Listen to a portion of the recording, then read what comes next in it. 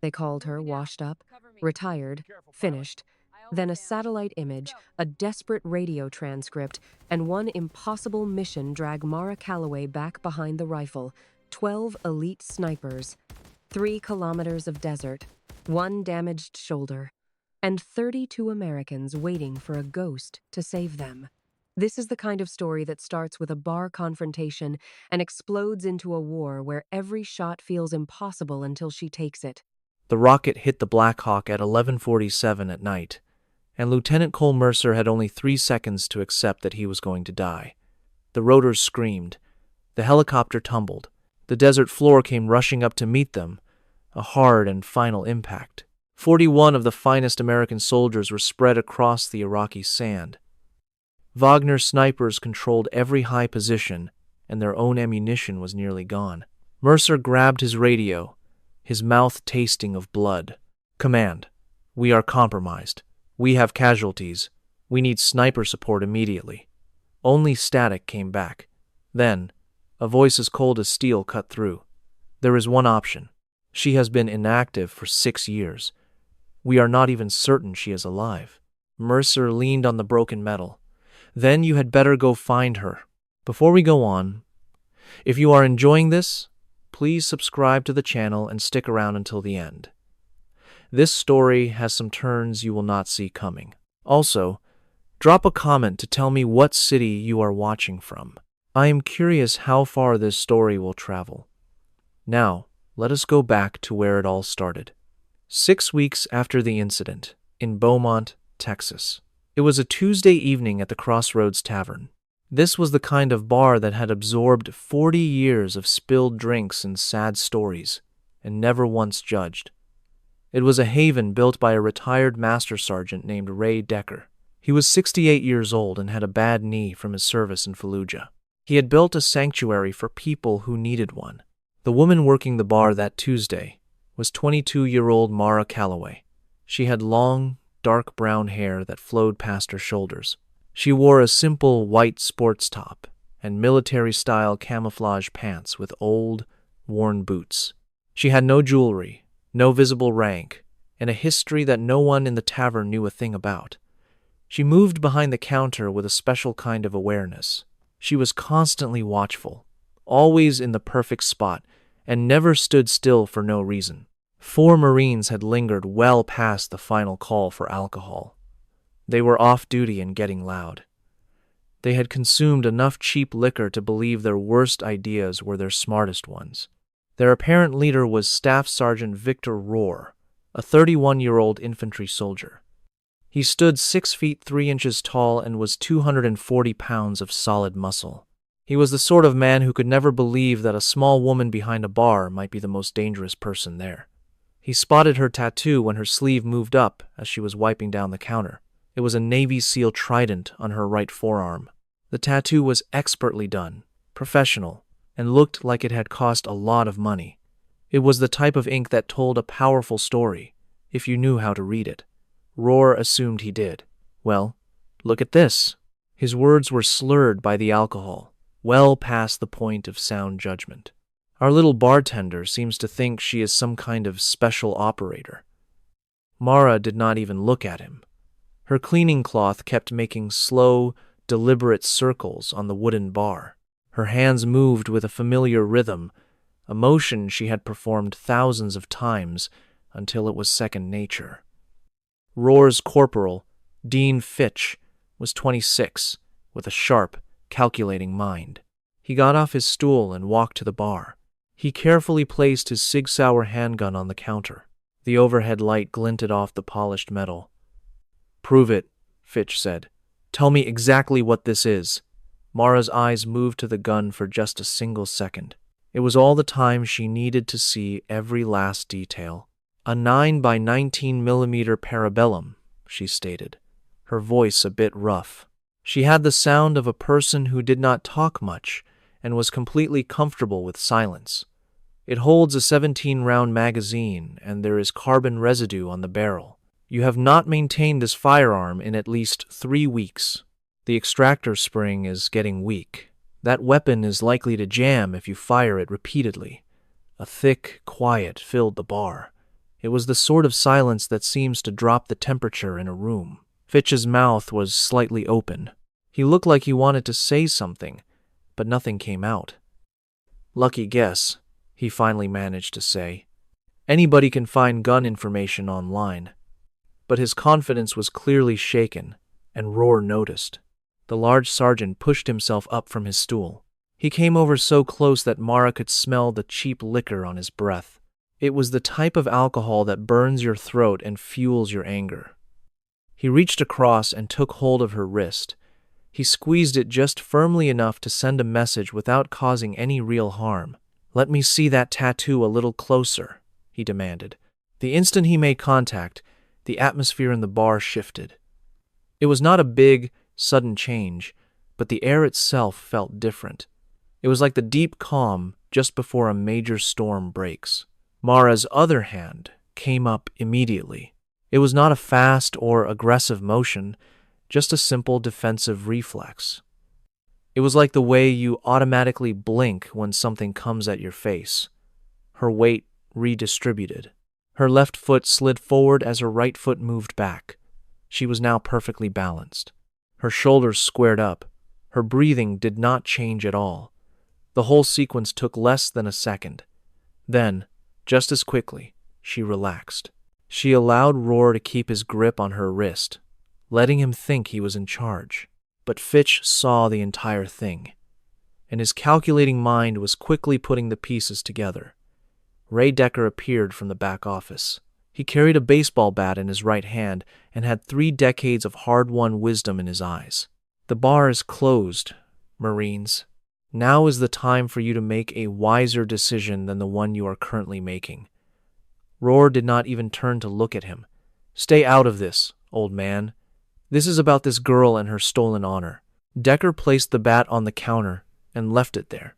He just stood, a 68-year-old man with a painful knee and a voice that held more experience than these young men could ever know. And when he spoke the next time, his voice had a quiet strength.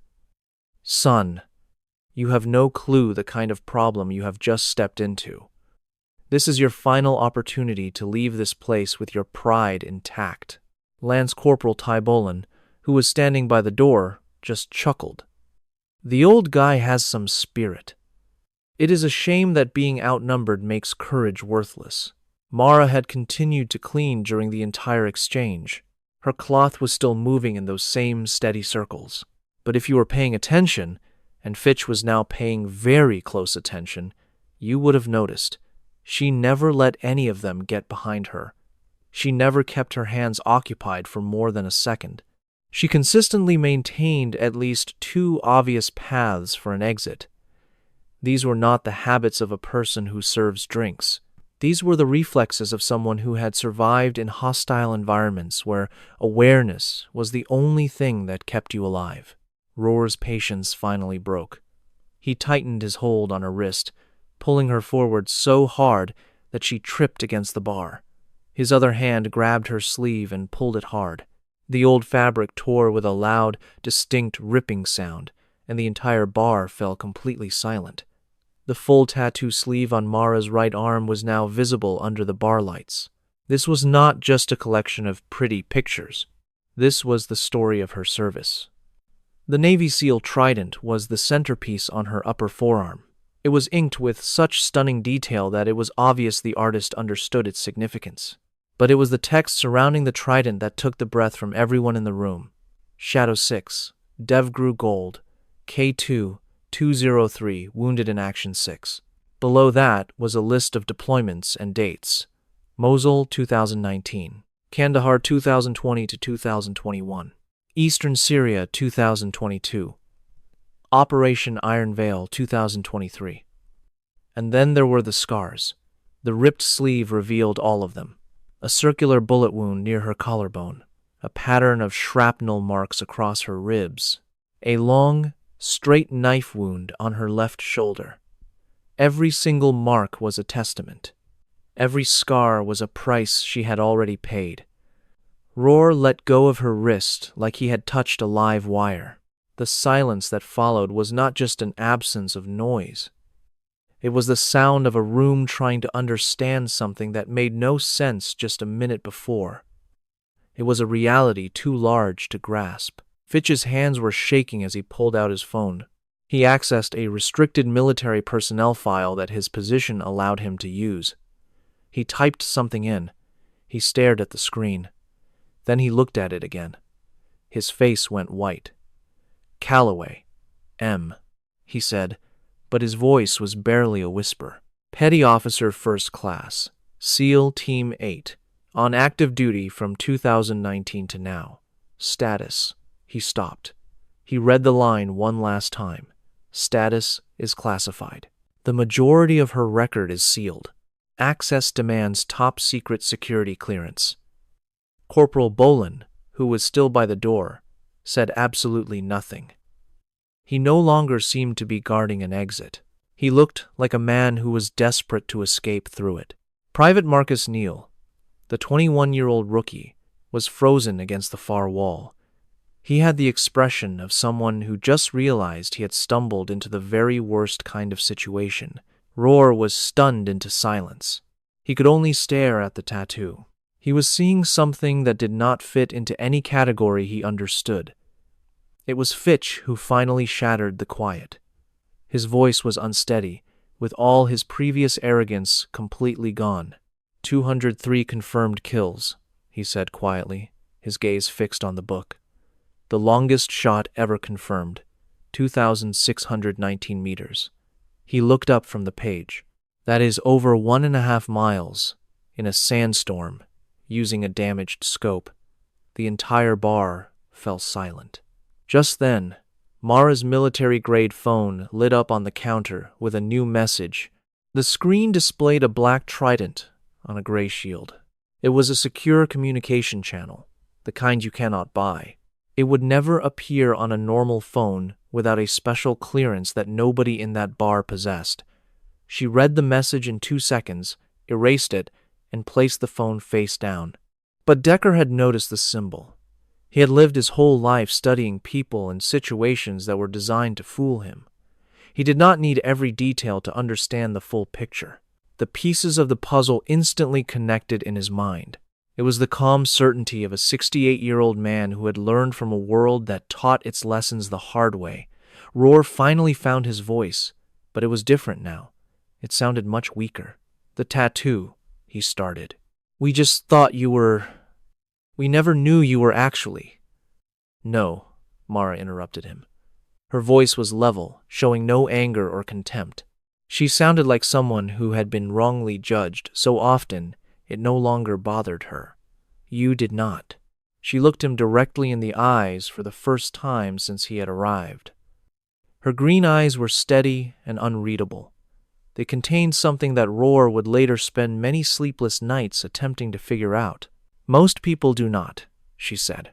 That is the entire point. Decker stepped out from behind the bar. His bad knee caused him to favor his right side, as it always did. He walked to a picture hanging on the wall. The frame was so ancient that the glass had scratches in the corners. He gently lifted it down. Ramadi, Iraq, 2004, he announced. The photo showed a group of Marines. Their faces were etched with heat, fatigue, and the immense pressure felt by men who had witnessed things they could never forget. They were standing in front of a ruined convoy, as thick smoke billowed into a sky the color of a fresh bruise. To the side, slightly separated from the group, stood a single figure in desert camouflage. The individual's face was digitally blurred for security, and they held a sniper rifle like it was a natural extension of their arm. Decker set the photograph down on the bar. His weathered hand rested on the blurred figure. I was a staff sergeant, he explained, his voice now softer than any other sound in the room. My squad got pinned down while clearing a neighborhood. Insurgents held the rooftops, 11 of them. We had no cover, no air support, and no way to escape. He tapped the photo. One sniper kept us safe from those rooftops for 9 hours. 91 confirmed kills. That sniper saved every single one of my men. He looked at Mara, and his eyes shared a story he had held onto for 18 years, waiting for this exact moment. Her call sign was Shadow 1. Her real name was Senior Chief Petty Officer Dana Calloway. He paused for a moment. She was your mother. No one in the bar took a breath. Without realizing it, Mara's hand moved to her own forearm. Her fingers followed the numbers tattooed on her skin. 203. 203 faces that would appear in her mind at 3 in the morning, long after the drinks had faded and sleep refused to come. She never came home, Mara said. Her voice was steady, hardened by 6 years of practice. Killed in action. Ramadi, 2004.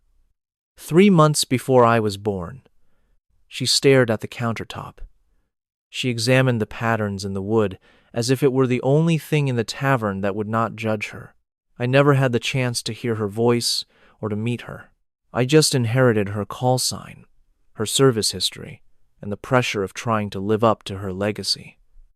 Decker rested a comforting hand on her shoulder.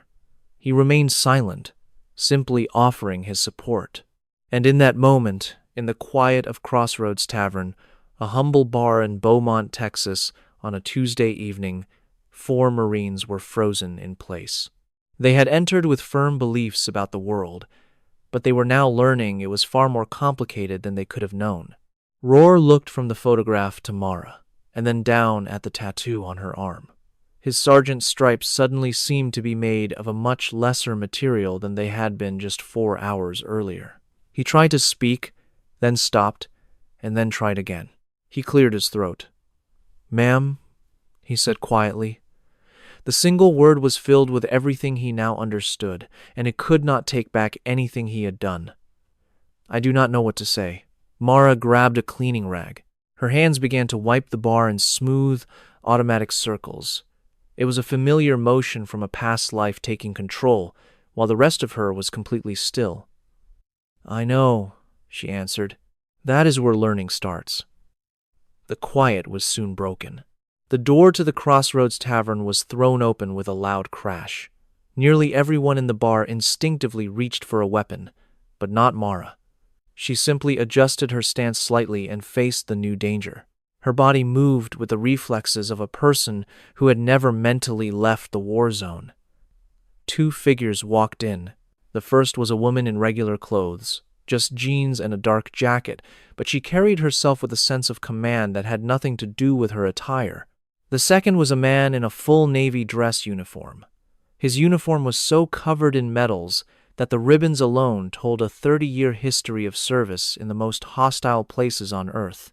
Commander Priya Okafor, 44 years old, moved like someone who regularly made life and death choices and had learned to live with that responsibility. Following her was Captain James Thorne. At 53, he wore a seal trident on his uniform, which looked less like a decoration and more like a piece of functional equipment. Both he and the commander looked directly at Mara. Then, in perfect sync, they both raised their hands in a full military salute. This was not a simple greeting between soldiers. It was a gesture of deep respect, one that is only given to someone whose achievements are almost beyond belief. Mara's posture immediately straightened. Her own hand came up to return the salute automatically, ignoring her torn shirt and the stunned Marines. For that single moment, the bartender disappeared. Everyone in the room saw the warrior she truly was. Roar and Fitch could only stare. Bull and Neil appeared to have stopped breathing altogether. Commander Okafor's voice was official when she spoke. Petty Officer Calloway. Her eyes, however, scanned the torn shirt and the 4 men with a silent, burning anger. She was taking in the entire situation. "We received your emergency beacon," she stated. Mara glanced at her encrypted phone on the bar. The signal had been sent the moment Roar grabbed her. It was an instinct developed over 6 years in the field, where backup was either a single call away or it never arrived at all. "I am retired, Commander," Mara replied. "People like you are never truly retired," Thorne corrected her. His voice carried the weight of a man who knew that fact from his own experience. They just take exceptionally long breaks. The 4 Marines were now standing perfectly straight at attention. Their military discipline had taken over, pushing through the shock and the alcohol, which is the entire point of training. You do not relax when senior officers like this walk into a room. You do not offer excuses. You simply stand tall and wait for what is coming. Okafor's eyes moved over them like a targeting system, analyzing each of them. Would any of you care to explain to me why 4 United States Marines are threatening a decorated SEAL veteran in a public establishment? Roar's voice was tight. Ma'am, we did not know. The tattoo, it seemed like we assumed she was. You assumed a woman who weighs 130 pounds could not possibly be a member of Special Operations, Okafor said, cutting him short. You saw what you wanted to see, not what was standing right before you. You allowed your biases and the alcohol to make decisions that your training should have prevented. She pulled out a tablet and swiped the screen with a practiced hand. The screen showed classified documents. Most of the information was hidden by black bars, but there was enough visible to reveal a story that no one in that room was prepared to hear. Calloway, Mara Elena, Petty Officer, First Class, SEAL Team 8, Basic Underwater Demolition SEAL Class 311, graduated 2019. The first woman to complete the training in the Classified Integration Initiative. Navy Cross, classified. Silver Star, classified. Okafor's voice was calm and deliberate. 203 confirmed kills across 5 deployments. The longest confirmed shot in history at 2,619 meters. That is 1.6 miles. In a sandstorm with a damaged scope while she was injured. The room was now completely still.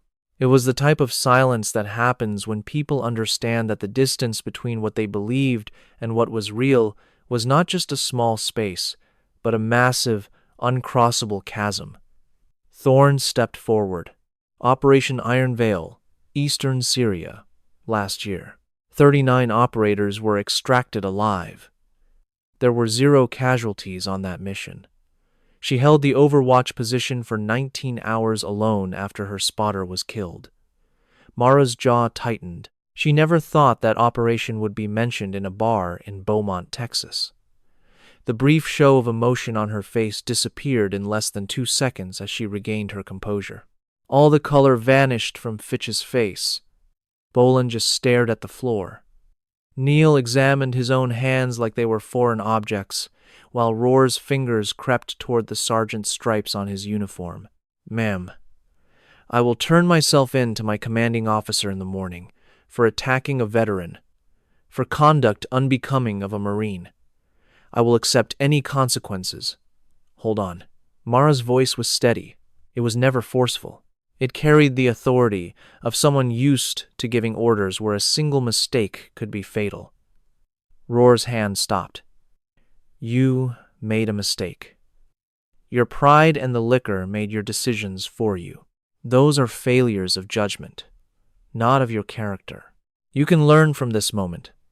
She moved from behind the bar with a controlled grace Fitch had observed all evening.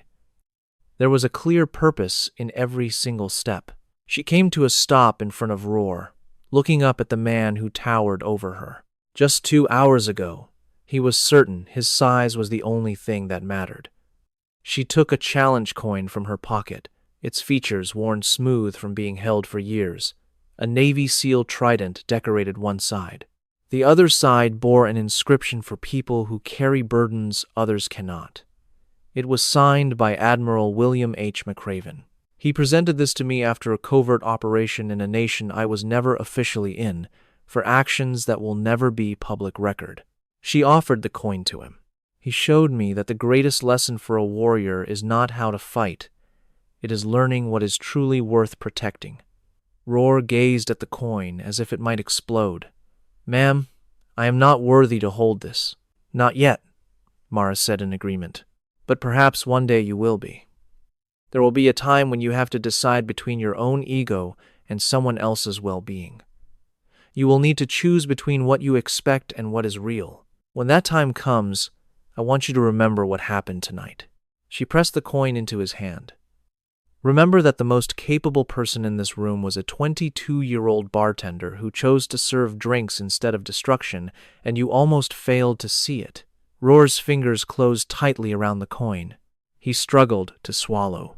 He said nothing because there were no words that could possibly be enough. And somewhere beneath the alcohol and his bruised ego, he understood that. Okafor stepped forward then, cutting off Mara's path. Her entire demeanor shifted. The professional authority was still present, but it was now mixed with something else.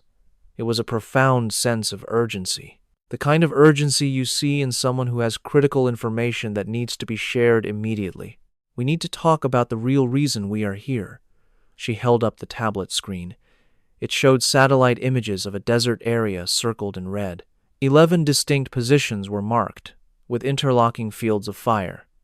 This was taken 68 hours ago.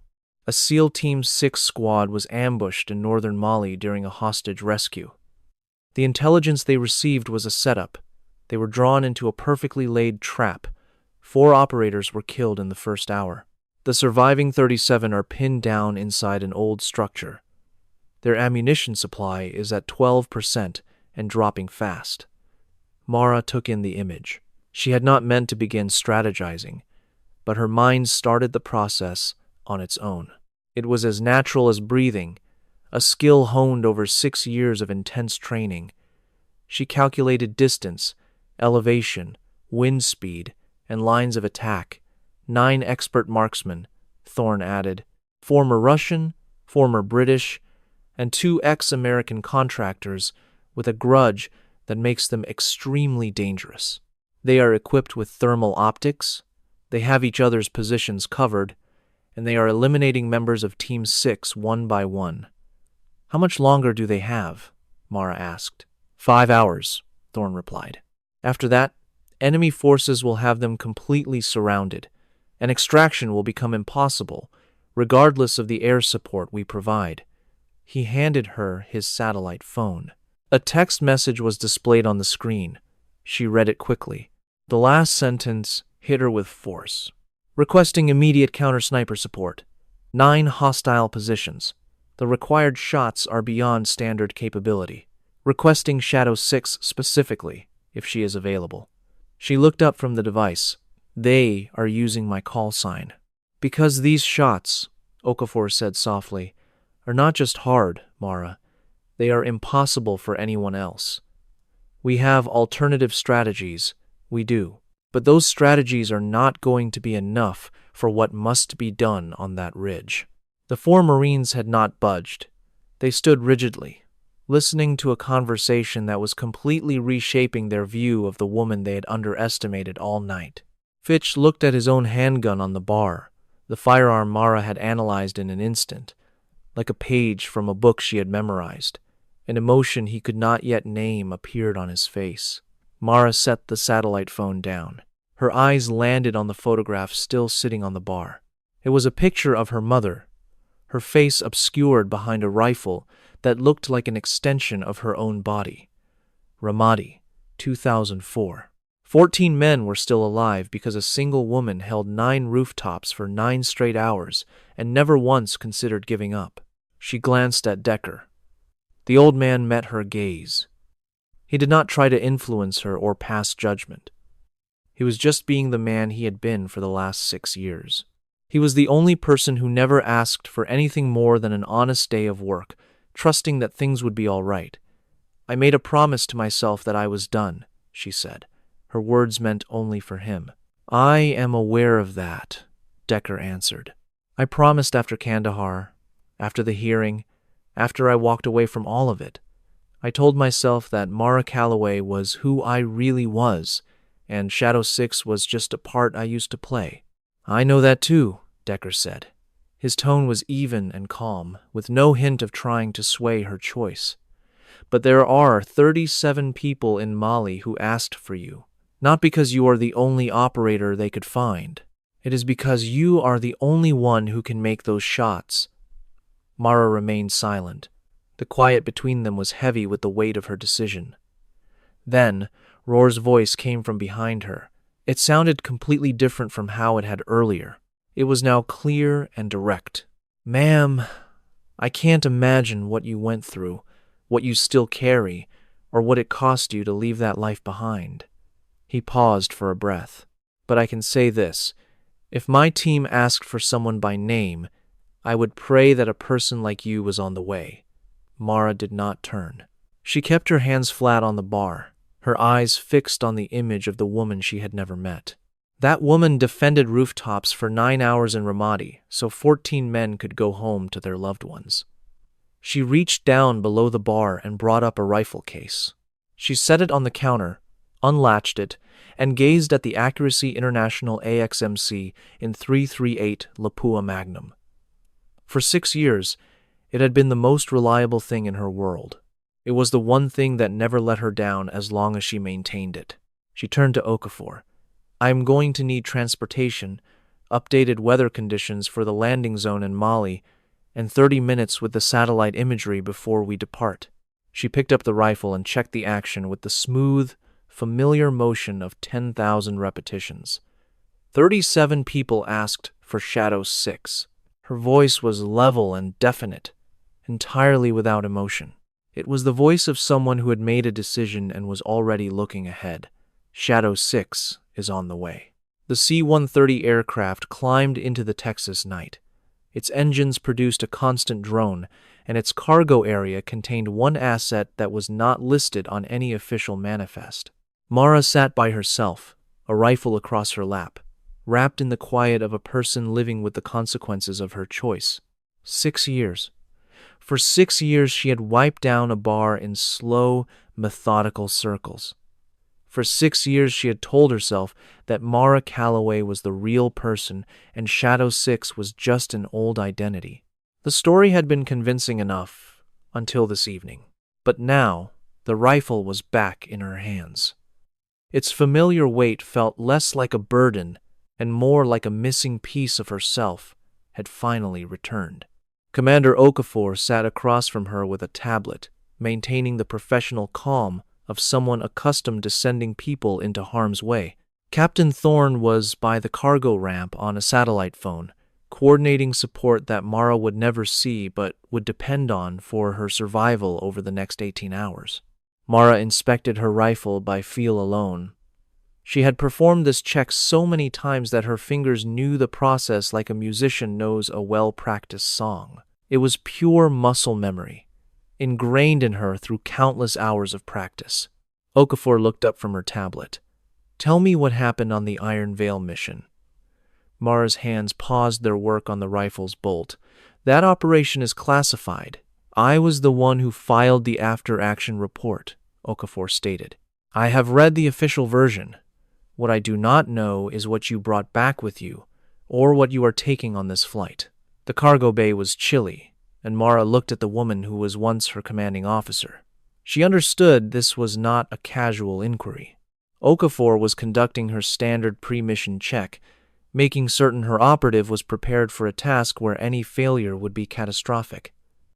Mara stared into the middle distance. The location was Kandahar. The year was 2022. She had learned a long time ago that looking away from the memory only gave it more power. My spotter was Chief Petty Officer Chaewon Lim. He was the best I had ever worked with at reading the wind. He could judge distance by eye to within 3 meters at 1,000 yards. His absolute calm could make you feel confident, even when everything was going wrong. Okafor let the silence hang. An expert at waiting patiently, Mara went on. 2 hours into the mission, he was hit by a 7.62 round in the left lung. I could hear the air hissing out of the wound every time he tried to breathe, and that left me with a choice. Her hands resumed their precise, systematic check of the weapon. I could cease fire and attempt to save his life, but our unit was pinned down in the valley below. Without my covering fire, they would be overrun in just a few minutes. All 39 of them. The drone of the engines seemed to get louder in the quiet. Or I could continue to fire, protect my unit, and let Chaewon die right next to me. She recounted the events without any visible emotion, the words worn smooth by being replayed in her own mind in the dead of night. I was on that mission, and Chaiwan was my spotter. He had a terrible wound in his chest, and his lung had collapsed, but he kept giving me updates. The wind was 4 miles per hour from the northwest. The target was at 041. The range was 1,900 meters. Adjust 1 click to your right. Okafor remained silent. He died after 5 hours. Right in the middle of a sentence. He was reporting a wind change, and then there was nothing. Like a light was turned off. Mara stared straight at Okafor. I kept shooting for 14 more hours. During the 11th hour, my shoulder dislocated. I just moved the rifle to my left hand and continued. When they finally reached us, they had to pry the gun from my grip. I could not let it go. She paused for a moment to breathe. I thought if I held on tight enough, I could undo what had happened. Okafor then said, "And after that, they ordered you to engage again." Mara's face became stern. We went back to our base. Command offered me congratulations and then told me a Taliban unit was moving in the area. There were 60 of them, completely exposed. They told me to attack. She set a piece of her rifle down on the table. I got into position. I could see every single one of them perfectly. But my finger would not pull the trigger. They were in retreat. The battle was finished. They were not a threat to anyone anymore. And I could only hear Chaiwan's voice, his last unfinished words. "The wind is changing, too." She stopped for a second. I got on the radio and told command I would not do it. "And that is when you were court-martialed," Okafor stated, "for insubordination and refusing a direct order. They wanted to make an example out of me." The charges were dropped after 39 operators from SEAL Team 8 testified for me. It turns out, the people you protect really want to protect you in return. She took hold of the rifle once more, but command got their message across. "Either resign, or we will make your life a living hell." She looked down at the gun. So I left. I became Mara Calloway, just a bartender, telling myself that was all I wanted to be. "These 9 snipers in Mali are not retreating," Okafor said. "They are killing American soldiers at this very moment. With every minute that passes, Team 6 is losing more territory." "I understand that," Mara said. "I need Shadow 6 for this mission, not Mara Calloway arguing with herself from 2,000 meters away." "Then she is yours," Mara declared, her voice firm and final. At that moment, Thorne approached with a satellite phone. He had the expression of a man who was about to share terrible news. "The Mali situation has gotten worse. Team 6 is down to 9% of their ammunition. We have 5 confirmed dead, 11 wounded, and only 32 soldiers are still able to fight." He presented new images to her on his tablet computer. "The enemy has more soldiers. There are now 12 snipers, 3 more than we initially thought." He indicated a photo on the display. "This man is our biggest issue, Alexander Pota, a former agent of the FSB. He has 31 years of experience and maybe 70 confirmed kills. He is in charge of their sniper team, and he is extremely skilled." Mara studied the pictures with sharp focus, not just seeing images but decoding a difficult puzzle. She observed the compound, the 12 enemy locations, and how their lines of fire overlapped. An expert had planned this. "The best place to land is 3 kilometers to the south," she commented. "From that ridge, I will be able to see 7 of the 12 enemy spots." She drew lines on the display. "The other 5 are located inside buildings. There is no direct line of sight, which means I will have to be on the move while they are firing at me." Thorne started to say, "The official field manual states." "I am not following the manual," Mara interrupted, enlarging the building schematics. "Buildings are made with windows. Windows create openings, and a bullet can travel right through an opening." She traced a path that went through 3 buildings, 4 sheets of glass, and 2 areas with different temperatures. The target was inside a secure room without any direct view from the outside. "That is target 8, she said. "My bullet will go through this window, continue down the hallway, and exit through that window. It will fly across the open area, enter the second building at this point, and pass through the office to his location. 1 bullet, 4 windows, from 2,400 meters. Thorne just stared, unable to speak. That shot is completely impossible, he finally managed to say. Mara paid him no attention. Target 10 is located in a basement.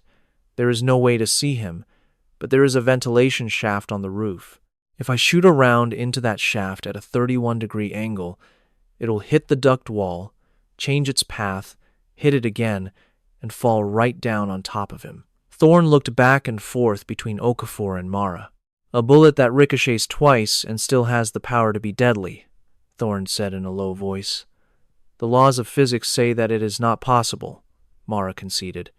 I am going to do it anyway. As the aircraft began its descent, Mara took something out of her bag. It was an item she had owned for 6 years but had never found the courage to open. It was an envelope that was sealed and yellowed from time. The handwriting on it was faint, but you could still make out the words, "To my daughter, in case I do not return home." Okafor stopped moving. Decker gave this to me 2 years after I opened the bar, Mara explained quietly. She gave it to him in Ramadi, 3 weeks before she died. She asked him to locate me someday and deliver it. Mara flipped the letter over in her hands. I have been holding this for 6 years without opening it. Reading it would make her death feel too final, and I was not prepared for that. She looked at Okafor with complete vulnerability. But if I am going to become Shadow 6 again, if I will be adding 12 more names to the 203 I am already responsible for, then I have to know what she needed me to know. Her fingers tore the seal. The paper on the inside was old and delicate. The ink had faded, but the message was easy to read, and it hit Mara right in her soul. My dearest child, if you are seeing this, it means I did not make it back to you.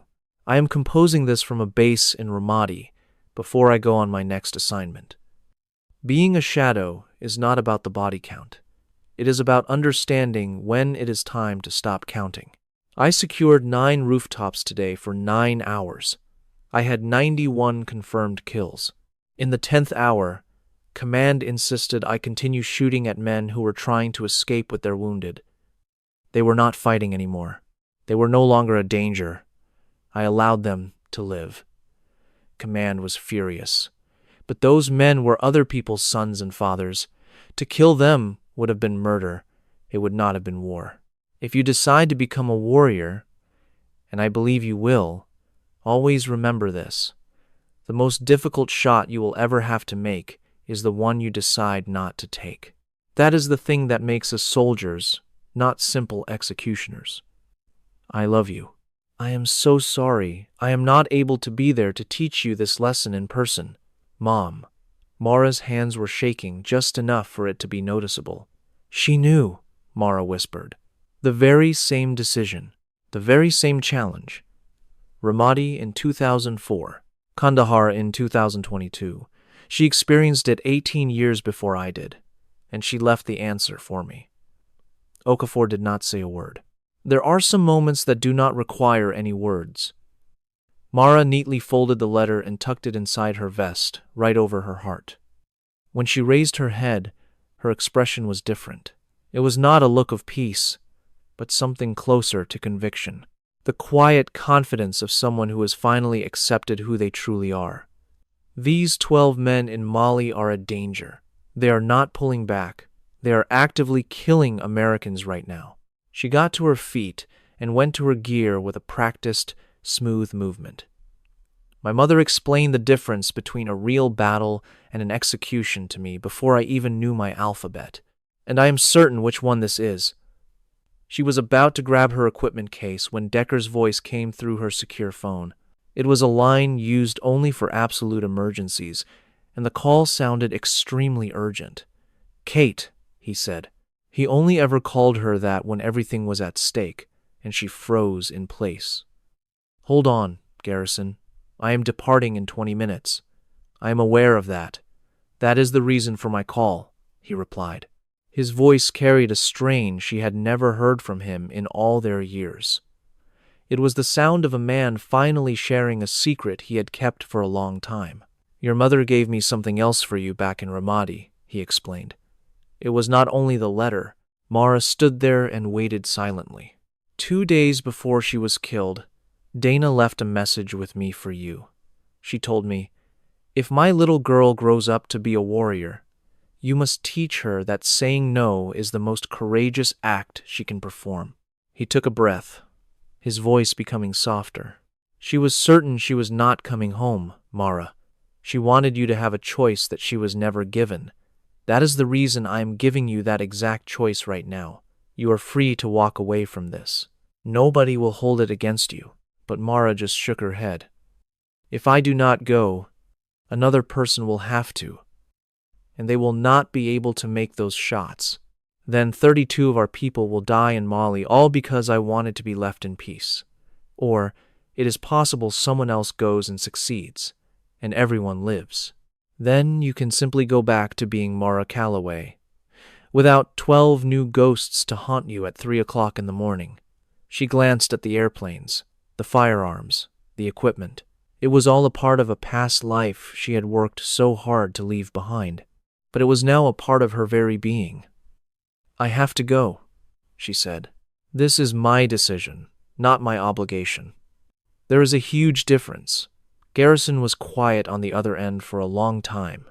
"I will be right here when you return," he finally promised. "I will be your safety net. But if anything should go wrong, nothing is going to go wrong," he stated with complete conviction. "You are the daughter of Dana Calloway. Shadows do not go down without a fight." Mara almost let a smile show. "Just watch over the bar for me. You watch over yourself first." She put her phone back in her pocket. For 3 long seconds, she was completely still, with her eyes shut. She held her parents' dog tags tightly against her chest, which were concealed under her flight suit. Then her eyes opened. She grabbed her rifle, and she walked to the loading ramp. The jump from 30,000 feet was nothing but pure silence and immense speed. The desert landscape below was a dark quilt of blackness and twinkling starlight. And down there in that darkness, 32 soldiers were holding on, trusting that someone was on their way to save them. She hit the ground in a dry riverbed, 3 kilometers to the south, and was moving in less than a minute. The careful trek to the ridge took a full 90 minutes. With a small shovel, she carved out her position and arranged her ammunition. The entire process was as instinctive to her as taking a breath. Her mother's dog tags rested next to her rifle. Dana Calloway, Senior Chief Petty Officer, Shadow 1. As the sun crept over Molly, her scope painted a perfectly clear picture. Her first target, a sniper in an old grain silo, was 1,842 meters out. She could only see the faint glint from his scope. "This shot is for you, Mom," she thought. Then she squeezed the trigger. The man went down, and she was already chambering the next round. Her second target was on the run at 2,190 meters. He was scrambling for new cover after hearing the first shot. She led him perfectly, calculating the bullet's flight time. She fired again, this time for the 32 teammates who were still alive. Target 3 was trying to locate her muzzle flash.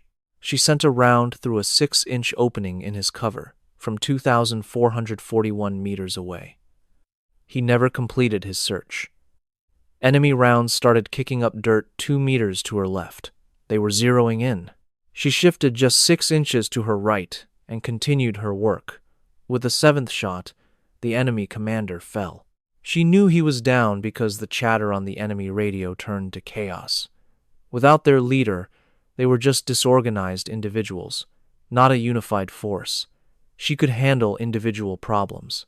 But just then, her shoulder failed her. It was an old injury she sustained in Kandahar. The recoil from 7 powerful shots had been too much for the damaged joint.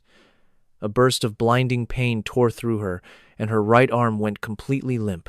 She took a single, sharp breath and mastered the pain. A mortar shell exploded just 14 meters from her position. She could hear Chewan's voice in her head from that terrible day in Kandahar. It was the exact same injury. He had been so steady. Use your left hand, Mara. You have done this before. You can do it again. She reached across her body with her good arm and grabbed her right wrist. With controlled power, she slammed her shoulder against a large rock. The joint snapped back into its socket with a crack she could feel in her jaw. The pain was indescribable. She switched the rifle to her left shoulder and began again. Target 8 was 2,412 meters away. It took 6 agonizing minutes of left-handed calculations as mortars landed closer and closer. She fired. The bullet flew for 3 seconds, passing through 4 windows, 3 rooms, and a tiny crack in a wall that seemed impossible to hit. The target collapsed. That made 8 down. Numbers 9 and 10 were next. She kept firing left-handed as her shoulder ballooned and her fingers seized up. Every single shot was a complex physics equation, with no simple answer. The 10th target was hiding in a basement. She found an opening through a ventilation shaft. After 9 minutes of careful calculation, she fired from 2,744 meters. The enemy radio went completely silent. That was her confirmation. 11 down, with only 1 left. Alexander Pota himself. He was a former professional with 31 years of service. He was hiding inside a concrete bunker with only a 7-centimeter viewing slit. The distance was 2,847 meters. She prepared for the shot with meticulous care. She accounted for the wind, the temperature, the humidity, and even the rotation of the earth. She adjusted the scope with her left hand. Each click was a tiny correction for a shot that was nearly 3 kilometers long. She clutched her mother's dog tags in her left hand, feeling the cold, smooth metal. "This one is for you," she whispered. She found that quiet moment between her heartbeats. And then she fired. 5.2 seconds later, the bullet passed cleanly through that 7-centimeter gap. Alexander Pota had no idea what happened. Her radio came to life with voices. "All snipers are eliminated. Shadow 6, you are clear to evacuate. Team 6 is moving." 32 soldiers were sprinting toward the rescue helicopters. She watched them through her scope. They moved with the skill of true professionals, always covering one another. Every single one of them made it safely to the choppers. Not one person was lost during the extraction. The immense weight of her actions settled upon her. She now had 12 new ghosts to add to her personal list. She knew she would eventually learn all of their names. That was the price she always had to pay. Her own helicopter arrived 40 minutes later. She made a run for it, left-handed, as bullets zipped past her head. Strong hands pulled her inside as the helicopter banked hard, avoiding a rocket. "Everyone is safe," the pilot called out. Mission accomplished. Mara sat down, her rifle across her lap, her shoulder a burning knot of pain. A young Navy medic gently took her arm. "This is going to hurt," he said. She felt a laugh, wanting to escape. The pain had started years ago in Kandahar and had never truly disappeared. A little more pain was nothing new to her. She looked out the door at the desert shrinking away below. 12 enemies were gone. 32 allies were alive and on their way home. A letter from her mother was tucked inside her suit. She could feel its presence with every breath she took. The words came back to her from 18 years ago. "The hardest shot is the one you do not take." She had taken 12 shots tonight, but she had not taken that single shot in Kandahar. Now, she finally understood. Both decisions came from the same lesson her mother was never able to teach her in person. She understood the fine line between being a soldier and being a killer. It was a line that made the job endurable and made restraint possible. It was the very thing that made her Shadow 6, not just another person holding a rifle. She tucked the dog tags back inside her suit. She felt the worn metal against the old scar on her collarbone, one legacy touching another. The flight home was 19 hours long. Mara slept deeply, the kind of sleep that comes when a body is pushed far past its normal limits. It was not true rest, but a mandatory shutdown. And in her dreams, she saw Chan, not the 12 men from Mali. The specifics would come later, after the numbers were given names, faces, and the heavy weight of a human life. Especially Chiwan. She could still see the look he gave her in that 5th hour, right as the light left his eyes. The wind shifted, and then there was only silence. Just the desert, her rifle, and 18 more hours of work ahead. She woke up as the plane descended into Beaumont, feeling completely adrift. It was a strange sensation for someone who had ended 12 lives just 2 days ago and was now going to a bar to clean glasses. Ray Decker was on the tarmac, leaning against his simple truck, his bad knee bothering him. He had the stillness of a man who had waited a very long time because leaving just was not an option. He watched her walk down the ramp, her arm in a sling, her gear in her good hand. His face showed a storm of emotions before it finally settled.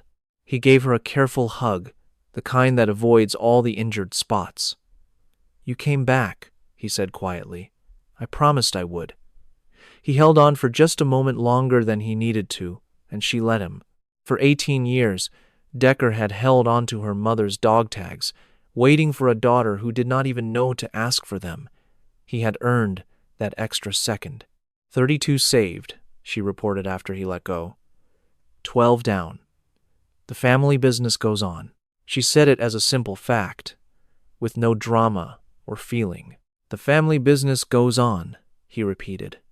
Then he asked softly, "How is the shoulder?" Corman patched it up. "It will need surgery eventually. For right now, it is just a very expensive pain." Decker nodded like that was the most ordinary answer in the world. He opened the truck door for her, and they began the drive toward Beaumont. The Texas morning felt almost painfully normal. The sky was a perfect blue, traffic was almost non-existent, and a country song about coming home played on the radio. Mara just stared out the window, feeling the huge gap between the world she had just left and the one flying by at 60 miles an hour. "I cannot stop thinking about Pod," she said after a long, quiet spell. She had not planned on saying it, but the words just came out. He was a decorated man, Alexander Pod. 31 years of service, 60 confirmed kills. She wondered if he had a daughter, if some little girl would now spend 20 years putting together a father from medals and classified files, just like she had with her mother. Probably. Decker's response was, as usual, completely honest. There was no gentle lead-in, no attempt to soften the reality. The truth just hung there between them in the truck. Mara's breath caught for a moment before she got it back under control. "How do you live with it?" "I do not live with it," Decker said. "I live because of it. 14 people got to go home to their families in 2004 because your mother cleared those rooftops. 32 people are going home this week because you held that ridge. That is not guilt. That is purpose. There is a very big difference." They pulled up to the Crossroads Tavern, and Mara spotted them before she even opened her door. 4 men stood outside in civilian clothes, but they carried themselves like soldiers. It was a posture that was so deeply learned it had become their natural way of standing. Rohr, Fitch, Bolin, and Neal. She got out of the truck, wincing as her body complained about every small movement. All 4 men snapped to attention and gave a full, formal salute. It was a gesture filled with the heavy understanding of what they now knew. "We were wrong," Rohr said. His voice was completely changed from 2 nights before, with none of its drunken arrogance. It was now just simple and sincere. "Everything we thought, everything we said about you, it was all wrong, and we are sorry. We know that saying sorry is not enough, but it is all we have to offer." "I know," Mara said back. She looked at every man in the room. "And you are here today. That means more than you will ever know." She walked toward the door but then stopped. Some things needed to be said, and she was too weary to carry them anymore. "First lesson," she said. Respect is earned by what you do, not by how you appear. You proved, that by being here, instead of staying on base and hoping I would go away, this is your beginning." She glanced at Fitch, who seemed like he had been thinking for 48 straight hours. Second lesson. You do not measure a warrior by how many people they have killed. You measure them by knowing when a kill is right and when it is just wrong. That one idea separates a soldier from a murderer. My mother wrote that in a note from Romani in 2004. I read it on an airplane just 2 nights ago. It has taken 2 wars and 18 years for me to finally see her point. Neil, the youngest at 21, spoke. He looked like a man whose reasons for joining up felt very far away. "What is the third lesson?" he asked softly. Mara watched him for a moment. He seemed like someone about to learn a very hard truth. 2 days ago, I took 12 lives, she said plainly. I shot them from so far away that they never saw me. I made shots that should not be possible, and in doing so, I saved 32 other people. She let her words settle in the quiet room. Tonight, I will see all 12 of them in my dreams. I will think of their families. Their faces will join the 203 others that I see at 3 in the morning. She opened the door. That is the cost of being Shadow 6. That is the lesson you seek. The skill is not the difficult part. The weight is what you carry for your entire life. She looked at them one last time. Do you still want this lesson? The 4 Marines looked at each other, a silent agreement passing between them. Roar spoke for all of them. Yes, ma'am. Good. Tomorrow, you will learn how to clean a rifle properly. Because if you cannot take care of your weapon, everything else is just talk. She went inside. Behind the bar, her hands began to move on their own. She took a glass and a rag, wiping in the same methodical way she had for 6 years. The movement was the total opposite of her other life, but it felt the same. It was about being precise, patient, and doing it over and over. It was about finishing the job. The glass trembled in her grasp. She set it down and looked at her own fingers. In Mali, these fingers sent a bullet through a 7-centimeter space from 2,847 meters away. She did it with her left hand, her shoulder out of place, while under attack. Her hands were perfectly still for all 12 shots. But now, in a quiet bar in Texas, they were shaking. She gripped the bar until her knuckles went white. The true cost of her actions always came later, and it always came with full power. 215 faces now. 12 new ghosts for 3 in the morning. Decker appeared next to her without a sound. He stood beside her, understanding that some quiet moments should be shared, not interrupted. He put 2 glasses on the bar, poured whiskey into them, and slid one to her. I know you do not drink, he said, but tonight we will make a toast.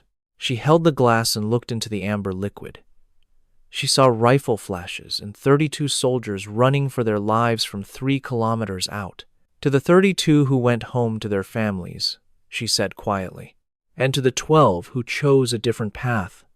To Chiwan, my mother, and all the ghosts who bought our peace. To necessary violence, Decker said, and to knowing the right time to stop. They both drank. The whiskey burned her throat but warmed her chest, a feeling she had earned. Decker poured another drink for himself, his eyes looking like he had seen everything twice. You can never truly escape this life, he said. Shadow 6 never gets to retire. She only waits for the next mission. Mara was about to answer, but her secure phone vibrated on the bar. She read the message on the screen, then read it again because it felt unreal. Her blood turned cold. The message said, "We know who you are. We know what you did. The dead want their justice. You have 72 hours. She showed the phone to Decker without saying a word. His face turned to stone. The Wagner Group, he said. Payback for Mali. No. Mara's voice was soft, but filled with certainty. She was already scrolling through files on her phone. These were secret files she should not have, but she knew how to find them.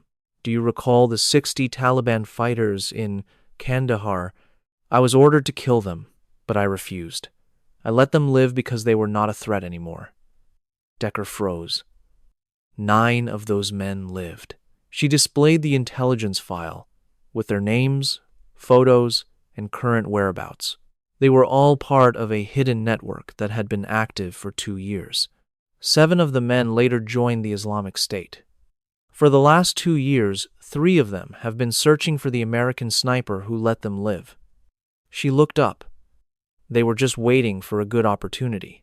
Molly gave them your name, which they never had before.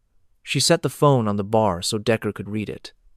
"I chose to be a person, not a weapon," she said. "I did not follow the order. I let them go, and now they are coming to kill me for it." Just then, the door flew open and the 4 Marines walked in. Roar, Fitch, Bolan, and Neil. They had gotten tired of waiting outside. "We know," Roar said. His voice was confident, without the hesitation of 2 nights ago. "An Islamic State cell is operating in southern Texas. They are hunting former special operators, especially women with more than 100 confirmed kills." He looked straight at her. "They identified you because of Molly. They are driving to Beaumont now." Mara stared at him. "How did you get this information?" "It came over the Camp Pendleton radio. Fitch has been listening to it. He has been listening since we left here 2 nights ago." Fitch looked like a man who had made a commitment and would not back down. 7 men, 2 cars. They were last seen 8 hours from here, and they are on their way. He took a breath. "Ma'am, these men are serious. They are trained fighters who know about this bar, Decker, and your daily schedule." Mara reached under the bar and took out her rifle case. It had already been cleaned and returned to her. She opened it, removed the rifle, and checked the weapon with her left hand. Her right arm was still in a sling, her shoulder a constant pain she would deal with later. She looked at the small team that had gathered around her in just 48 hours.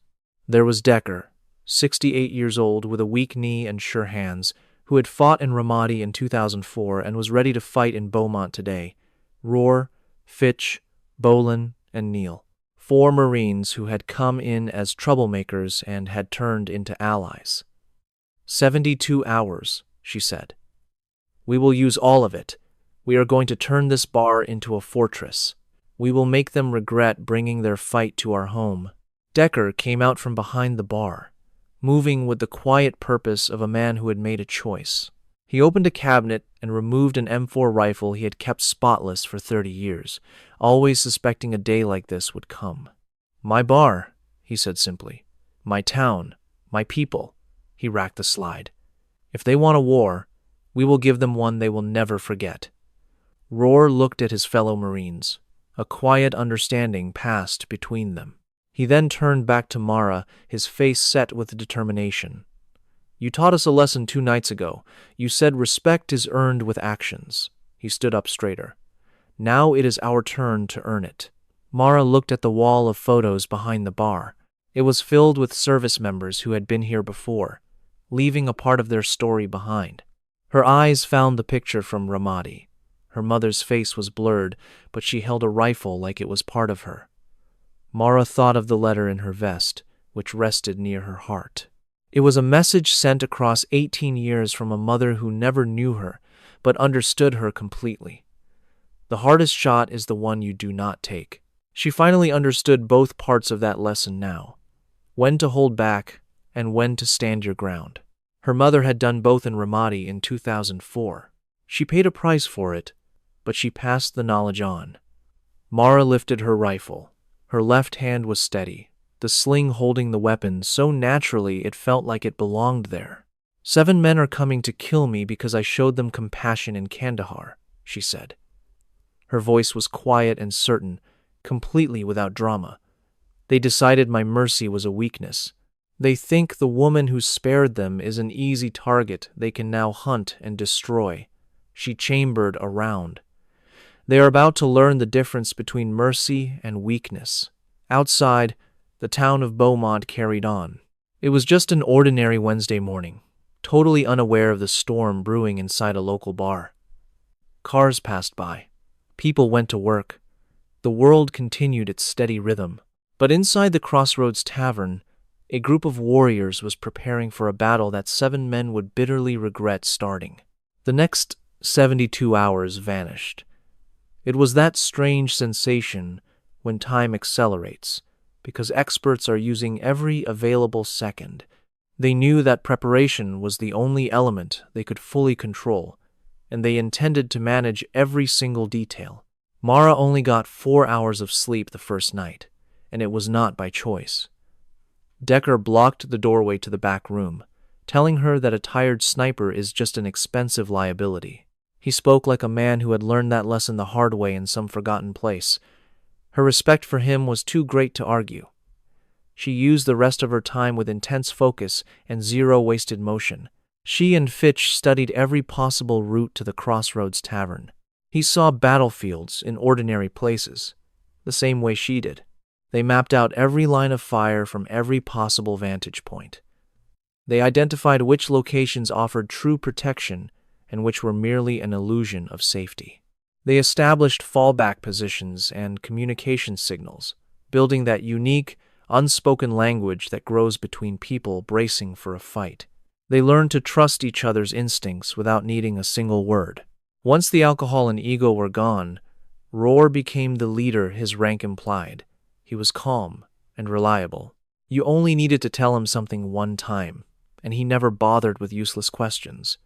He positioned Bolin and Neil to guard the rear, and he rehearsed the communication plan with them until it was second nature. Each morning, Decker cleaned his M4 rifle at the bar with the same ritual other men reserve for coffee.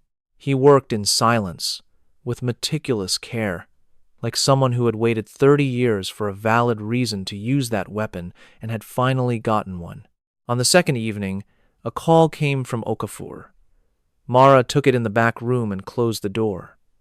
"I have new intelligence," Okafor said, her voice crisp and all business. "We have confirmed the identities of all 7 men. They were Taliban, but now they are with the Islamic State. They spent 2 years organizing this mission to come after you.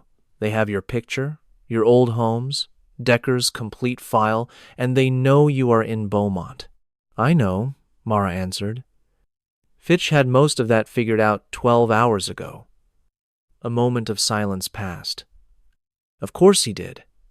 Another brief pause. "Mara, the command can extract you. We can offer a safe house, a new identity, a complete relocation. You do not need to stay in Beaumont and fight them." Mara glanced at the closed door. From the other side, she could hear Decker moving around behind the bar. He was the man who had given her a safe harbor and had never asked for anything in return. She could hear Roar's calm voice guiding Neil through the communication plan one more time. He sounded so different from the arrogant man who had filled the room with pride and whiskey just 3 nights earlier. "This is my home," she said. "These are my people. I am staying. These 7 are trained killers, Mara. This will not be a sniper shot from 2,000 meters. This is going to be a close-quarters battle in your territory against men who are only here for you." "Good," she replied. "Men driven by revenge make emotional decisions, not smart ones. Emotional decisions create patterns, and I know how to break patterns." There was a long silence on the phone. "You sound exactly like your mother," Okafor finally said. Mara could feel the old letter resting against her skin. It was still there, tucked into the tactical vest she had not taken off in 3 days. Removing it felt like letting go of something vital she was not ready to set down. "I will consider that a compliment," she said, before ending the call. The 7 men arrived 20 minutes before sunrise on the 3rd day. They did not approach from a single direction. She and Fitch had anticipated that, and they were ready for it. The attackers used 2 vehicles and 3 different entry routes, with synchronized timing designed to overwhelm any defense. But they failed to account for one critical factor: Mara. She was already in position outside when the first car stopped at the end of the block. She had been waiting for 40 minutes from a spot that provided a perfect view of both approaches.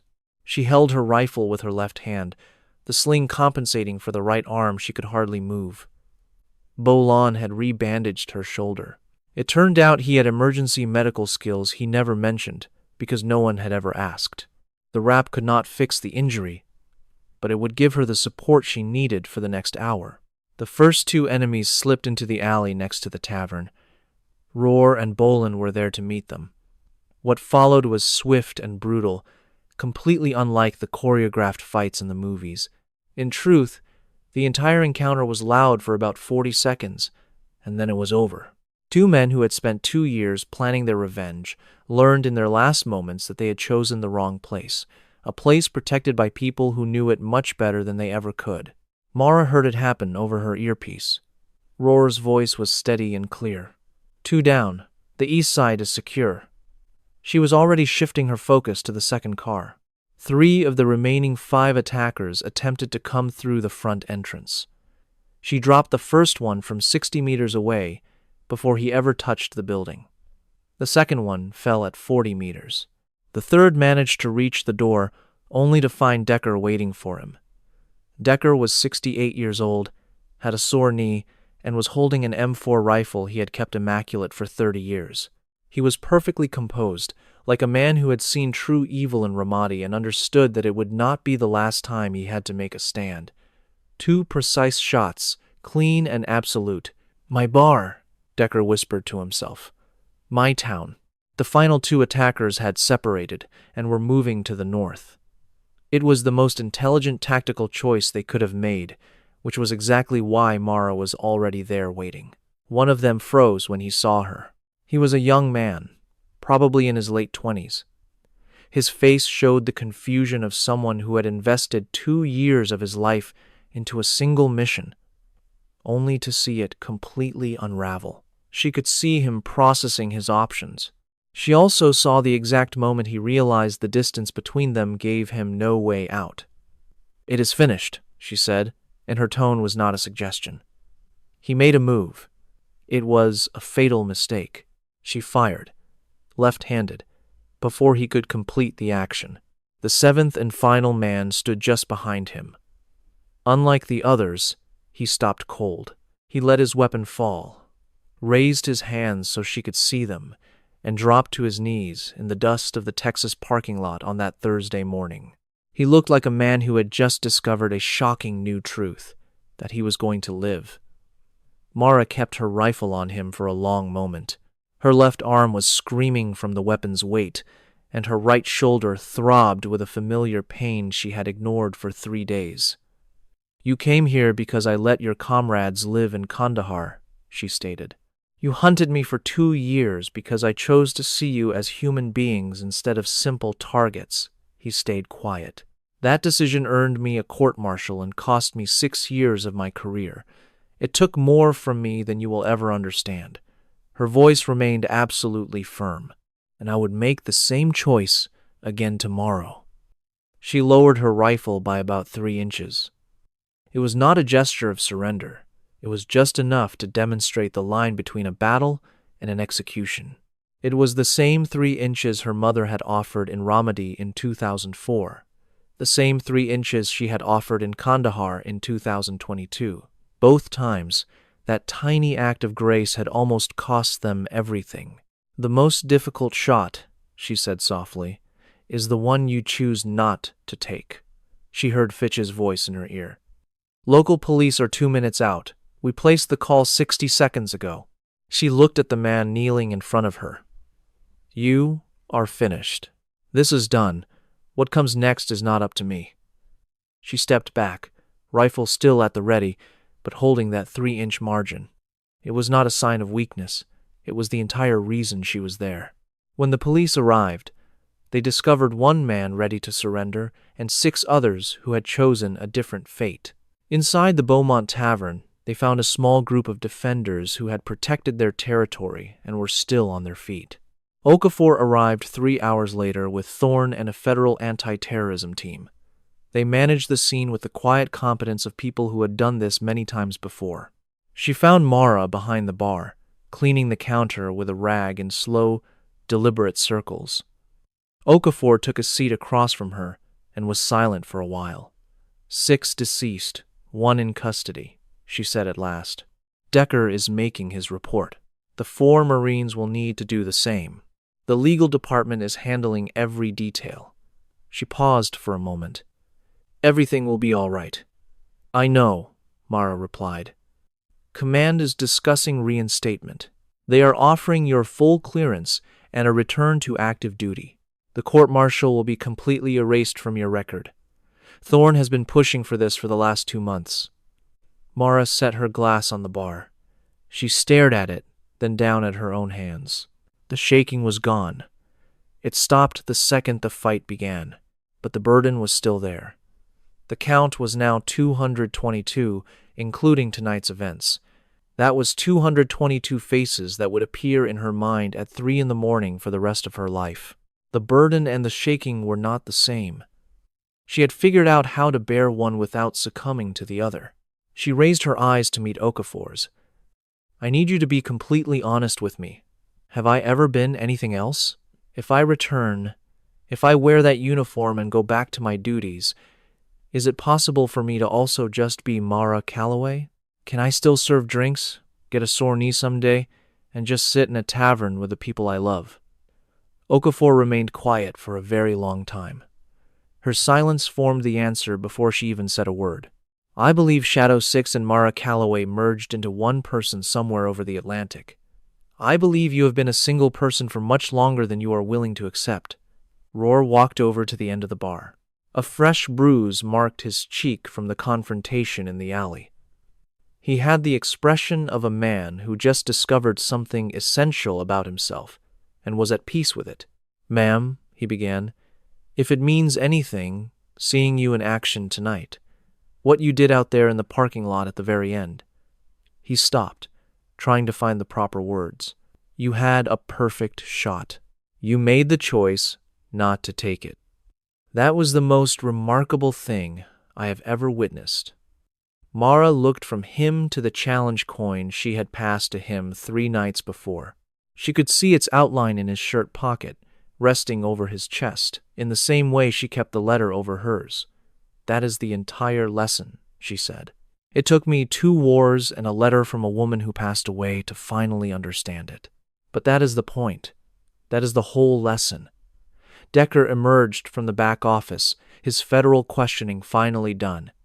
He moved behind the bar with the quiet assurance of a man reclaiming his own space. He looked over the damage to his bar, glanced at the people inside, and then his eyes settled on Mara. This place is going to need some work, he stated. But the bar is still standing, she responded. He poured 2 glasses and set one down for her. This time, she accepted it without any hesitation. Some toasts must be earned, and this was certainly one of them. To Dana Calloway, Decker said. His voice was heavy with 18 years of debt, appreciation, and grief he had held since Ramadi. To Shadow 1, who defended 9 rooftops, who wrote a letter, and who sent it forward through 2 wars to a daughter she was never able to meet.